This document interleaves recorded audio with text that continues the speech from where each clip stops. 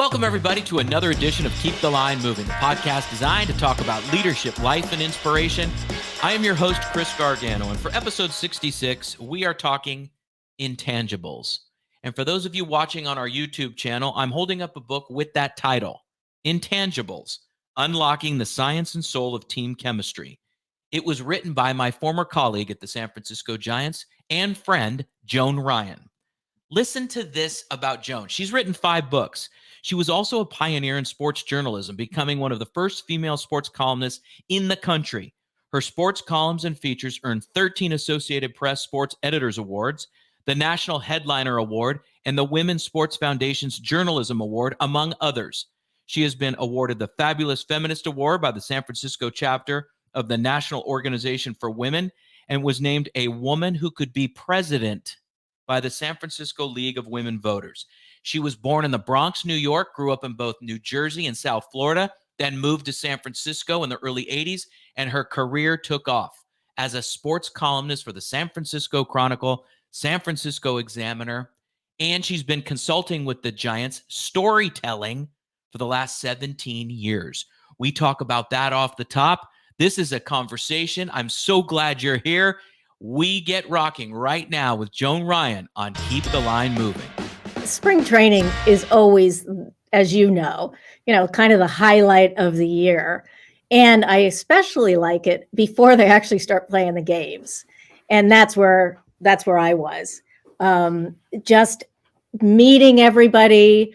There's always so many new players arriving. And that is really my sweet spot, is working with the rookies, working with the pre-rookies. And so just sitting down individually. And so what I do in general with the Giants, and I'm in you're going to be shocked by this, my 17th year with the Giants. I left the newspaper business in 2007 and then became the media consultant for the Giants in 2008, which was the first year that Barry Bonds wasn't in that clubhouse. But anyway, what I love about the young guys is that, I sit down with them one by one, and they're just, first of all, they're adorable. Every single one of them is just adorable. And they're wide-eyed, they're curious.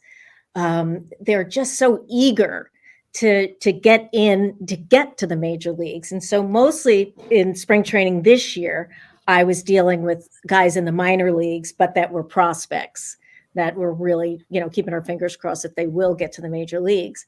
And so, of course, they just have this just wonderful way about them. They hang on my every word because they want every kind of edge they can to get to the top. So what that edge is for them is just learning everything they possibly can about what it is to be a major leaguer.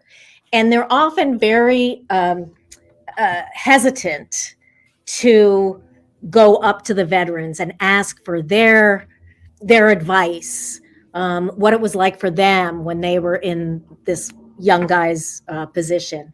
And so by doing this media training with them, with those guys, and I do media training with everybody really, but with those guys, it just gives them that extra bit of confidence that they're just a few steps away, and they're part of the major leagues. Basically, at this point, that's what you're projecting, is like, you're walking around like you're a major leaguer. And so that really helps them so much.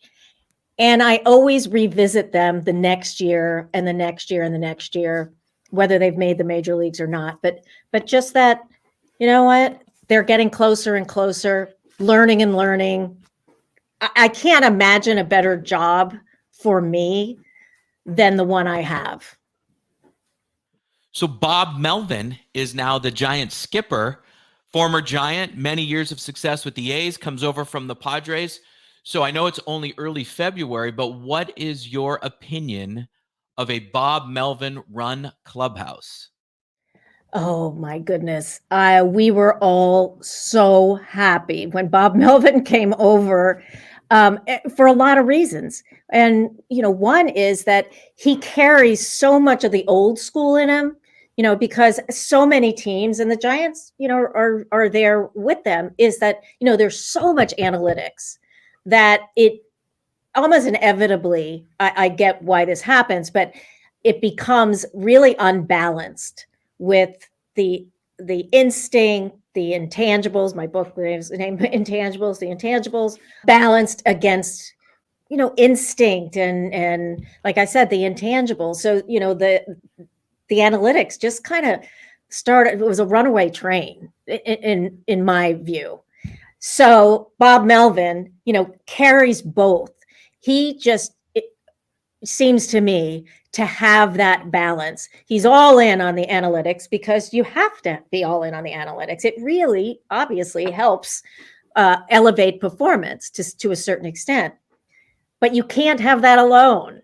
You cannot have a decent team without all of those intangibles carrying out. And we're going to talk about the intangibles. I know that, but Bob Melvin is that guy who understands the intangibles and understands that human beings are absolutely as essential, if not more essential, than the analytics. Okay, so intangibles. All right, so Bob Melvin has both, but let's look at this. To the left, you have analytics saying if the player hits to the right side, the second baseman needs to be positioned as such. And on the right-hand side, it's human nature for us to want to have connection, team chemistry, team camaraderie. And the irony is that you have data to support both in the book. So playing for the person to your left, playing for the person to your right is very important. Oh, yeah. That was what was so fun about doing the research. I did spend 10 years on this book, and 9 of those years was research. And then 1 year was actually writing the book. But yeah, the human connection, that is the key to everything in our lives. And it's the key to the connections that happen in the clubhouse, right? Over the course of a season, maybe 40 players will end up in that clubhouse at one time or another. But the core guys that are there all the time, what they do, and I'm going to get back to the neuroscience of this, what they do is elevate each other's performance. That's what team chemistry is. And you mentioned camaraderie, and a lot of people, the players, most of all, mix up what camaraderie is and what team chemistry is. So camaraderie is that you get along. You get along really well. Everybody's really happy. Everything's pretty smooth. And, just at the end of the last season, I was asking about team chemistry. And mostly I was getting, well, we all really like each other, and we go out to dinner. And I'm like, well, that's camaraderie. It's not team chemistry. And we know team chemistry, as I said, because performance is elevated. If performance doesn't go up, you don't have team chemistry. Now, going back to our neuroscience of how important those connections are, what happens in our brain, or why our brains evolved. Well, our brains expanded, right? It got bigger and bigger. And we think that, right? Well, why are the brains getting bigger? Oh, to put all that intelligence in there, right? It was expanding because our brains, we got smarter and smarter and smarter. And that wasn't it at all.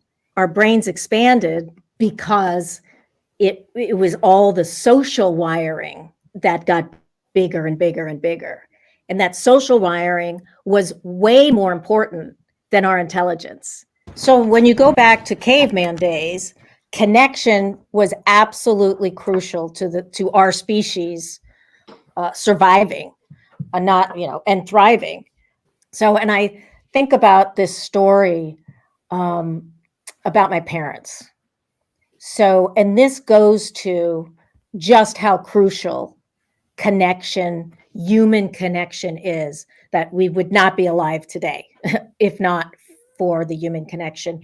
So my mom died when she was like, I think she was about 73. And it was a sudden, very sudden death.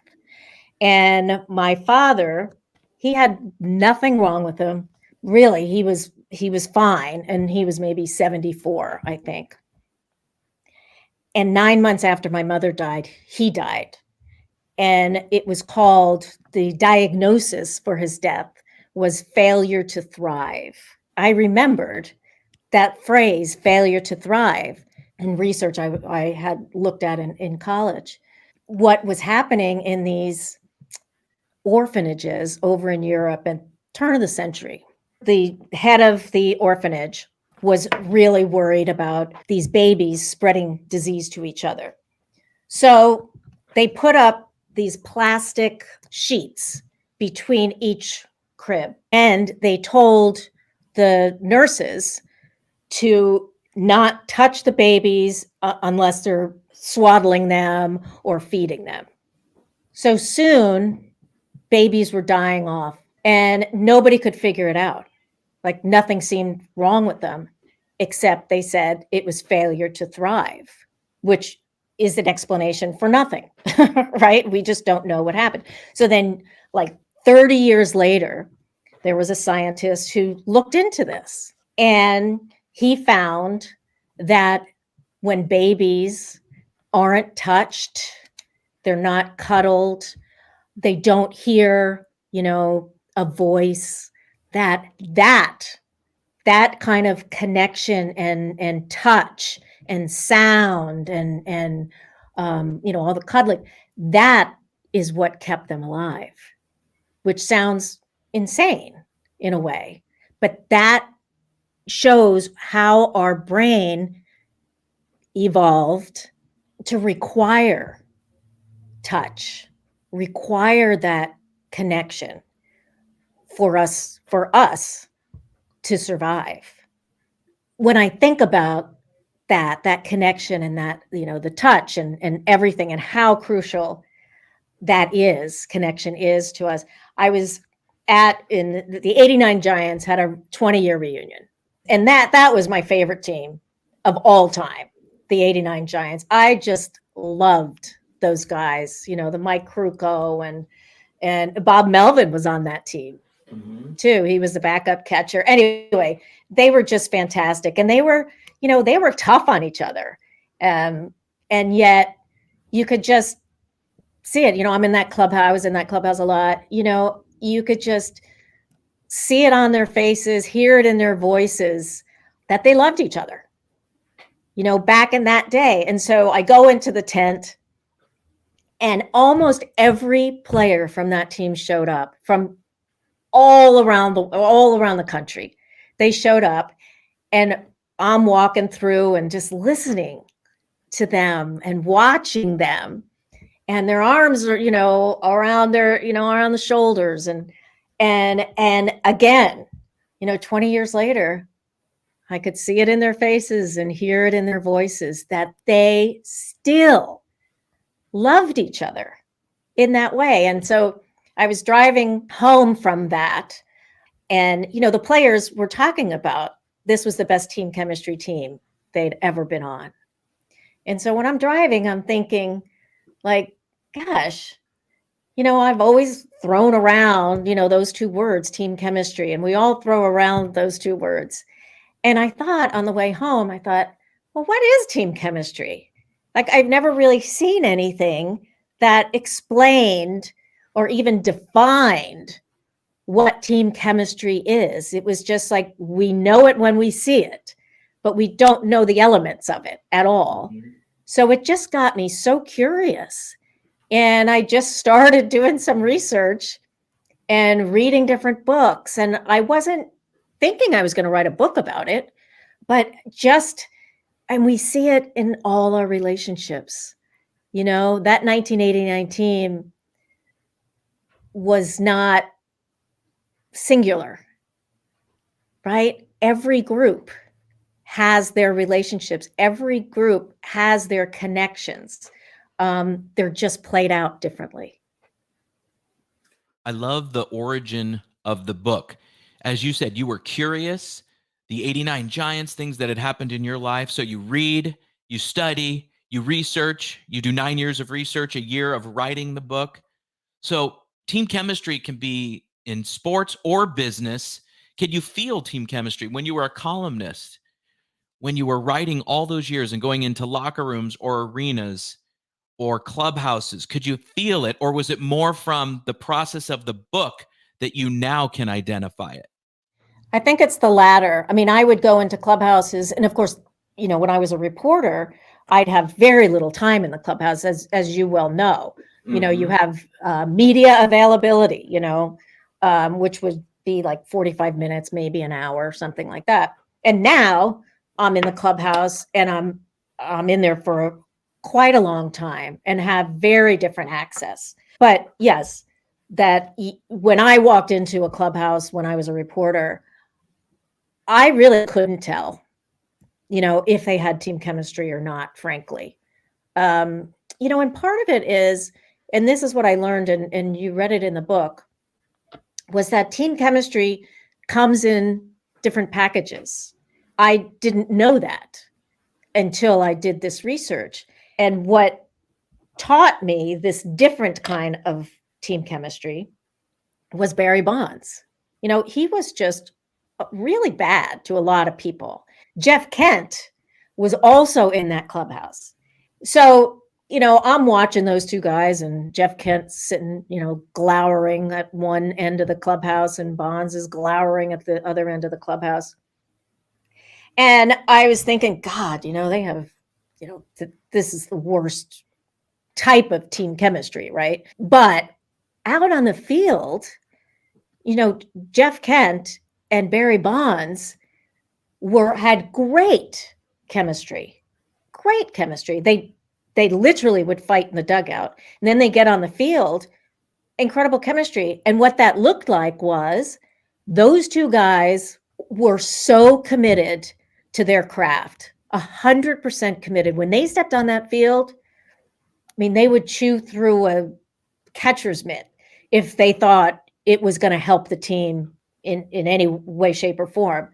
And so when I started to watch them and see how they performed on the field and how they gave everything they had and elevated their teammates, I was like, oh, okay. I gave that the name of they had great task chemistry.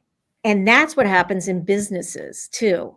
We see these guys in businesses that nobody likes, right? You're just like, oh God, I wish he would go do something else. But you want them on your team because they're so good at what they do. Speaking of wanting them on your team, you tell two great stories about Eric Hinsky and Johnny Gomes. I have a ton of respect for Bonds and Kent. Let's be clear about that. But Hinsky and Gomes were not star players, but they made other players and teams better. And you do a great job of weaving in the pitcher, Brandon McCarthy, who happened to play with both of them. Hinsky leaves the D-backs, and they go on a losing streak. Gomes was a 242 lifetime hitter. He did well with the A's, won a World Series with Kansas City, and won with Boston. How do you explain this? They just made people better. That means a lot.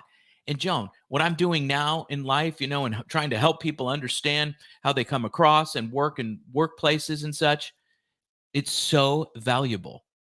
Yeah, I mean, the Johnny Gomes thing was really a revelation, because I wasn't covering any of his teams.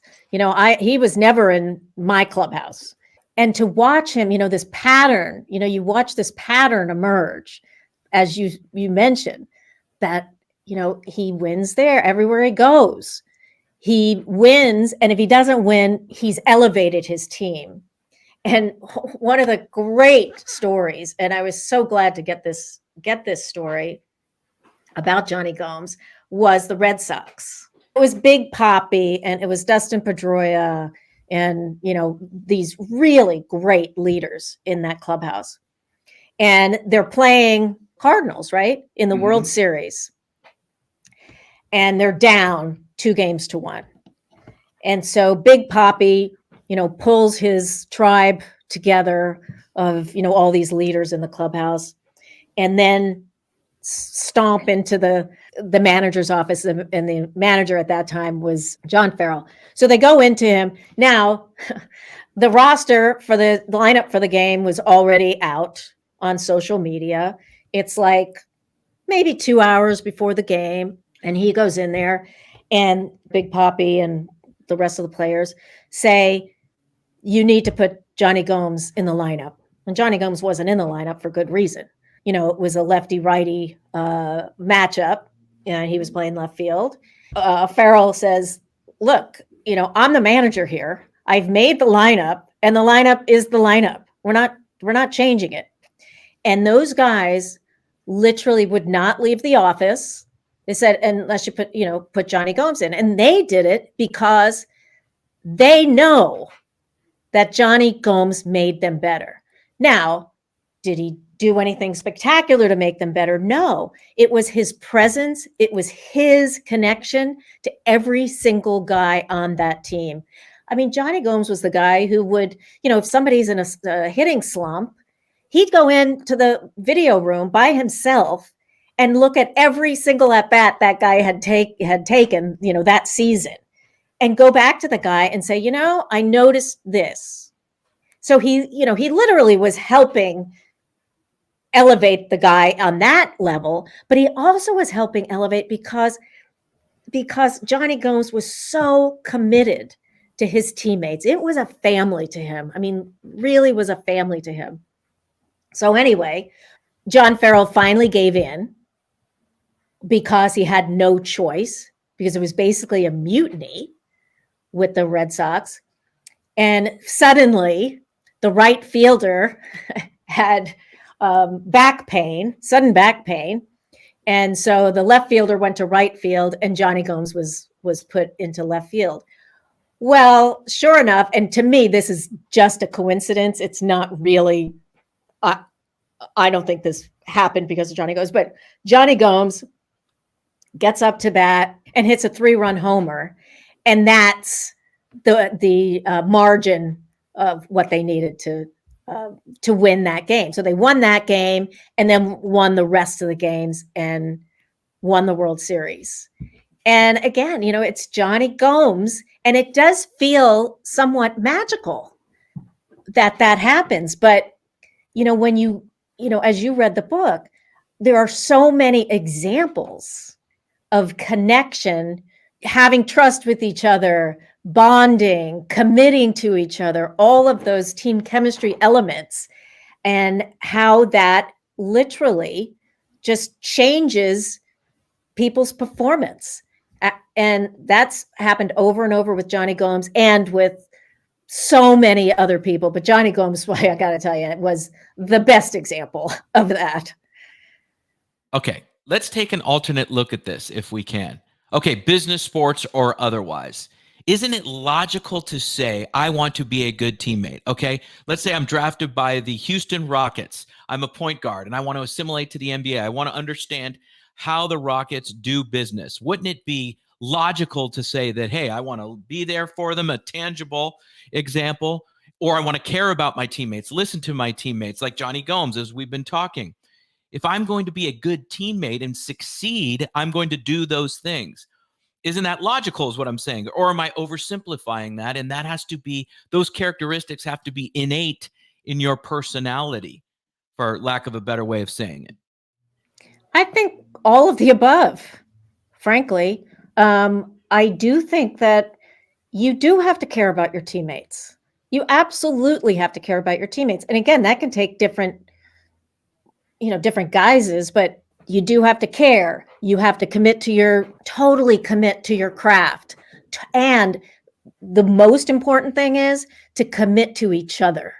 Because once you commit to each other, everything else will play out.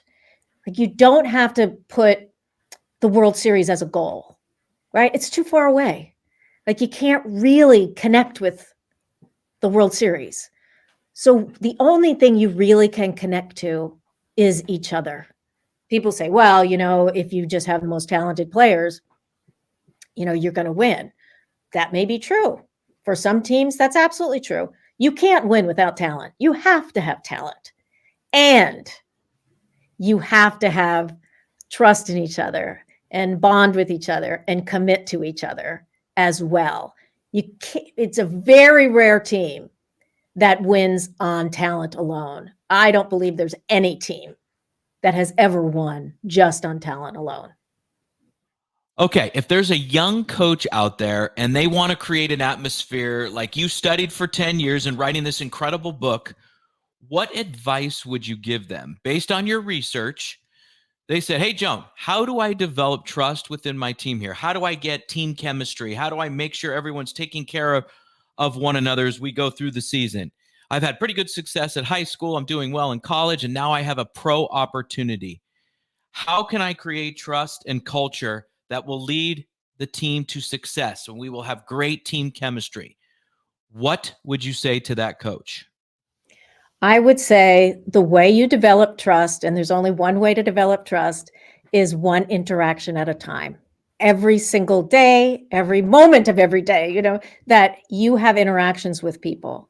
And if you are cognizant of team chemistry in any way, that those interactions build on each other and deepen our trust and deepen our bonds and deepen our commitment to each other.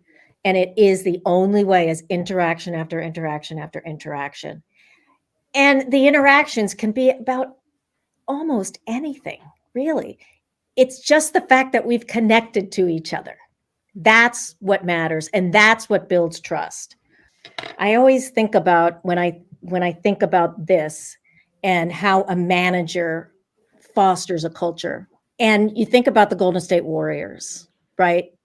And the Golden State Warriors have in their locker room, and I think maybe on the door outside, just two words that totally capture what team chemistry is, and that is just us.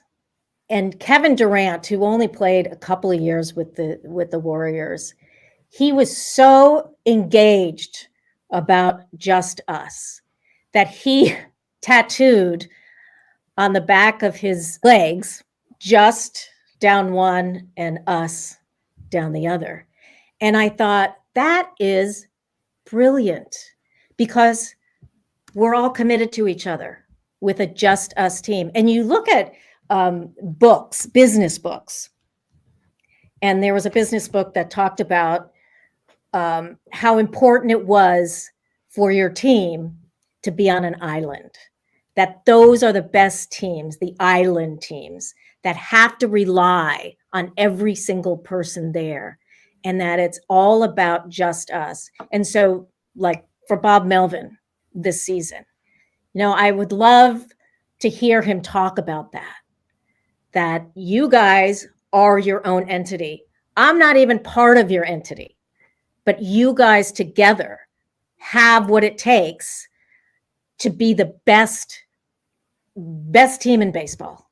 You never see a manager inside the clubhouse, never, because that's their space.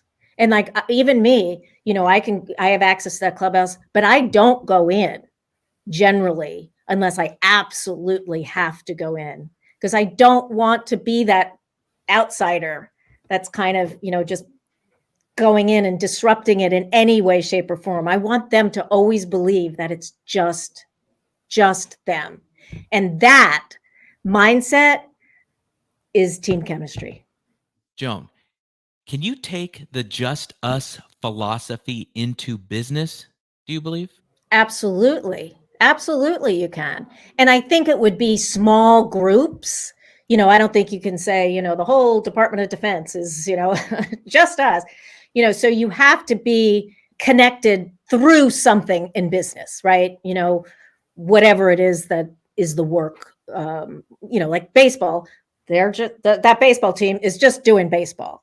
So in a company, you can be a just us team if you have logical connection, and you can be a just us team and elevate each other for sure. So what is the role of the leader or the baseball manager in the just us concept? If it's fueled by the players and the workforce, when should the manager go into the clubhouse in baseball, or a senior leader be involved in the development of the team chemistry? So when do they get involved, and when do they make sure that the culture is taking shape? They are the person that identifies, like, who are the leaders in this clubhouse? Who are the leaders who are going to pull somebody aside and maybe give them a critique on what they're doing wrong, and maybe be, a little bit stern about it.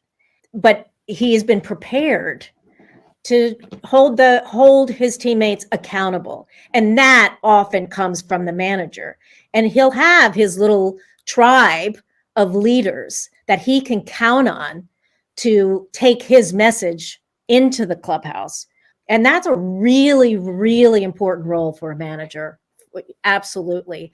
And, the manager can summon somebody in and say, look, you're not going to last here if you keep doing what you're doing. But it's always done one-to-one. Like, a great manager is never going to embarrass a teammate in front of his teammates. That is really bad managing. The other thing the manager can do, and this is in the book, is, I came up with these 7 archetype characters. One is the kid, and one is the jester, one is the buddy, so it's 7 characters that, in my research, always seems to emerge in a great chemistry team, always. And so those 7, and where the manager comes in is like, and the guys that are the kid and the buddy, they don't know they're the kid and the buddy. We just identify them as that by their behavior in the clubhouse. So where the manager comes in is that the manager is one to identify and reveal to that player who he is. And that, as a manager, I see him, like let's say it's the jester. So I'm the manager, and I go up to him one day, maybe on the field, who knows, and just say, I see what you do in that clubhouse. I see that when everybody is really tense, you somehow find a way to just break through that and get everybody laughing.